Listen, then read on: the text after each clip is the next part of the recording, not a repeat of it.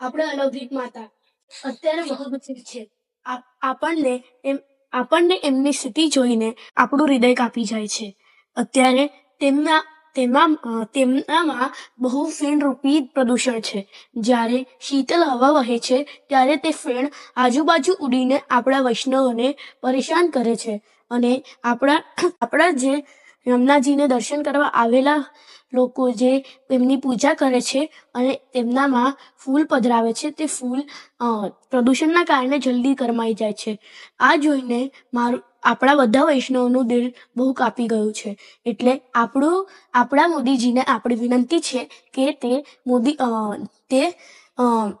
જેવી રીતે તેમણે બીજું બધા આટલા સારા કામો કર્યા છે તેવી રીતે આપણા યમુનાજીને પણ શુદ્ધ કરે. એ પ્રમાણે પોસ્ટકાર્ડ અને ઈમેલમાં આપણે લખી અને 14મીએ બધા પોસ્ટ કરીશું. 15મીએ મોદીજીને પહોંચી જાય.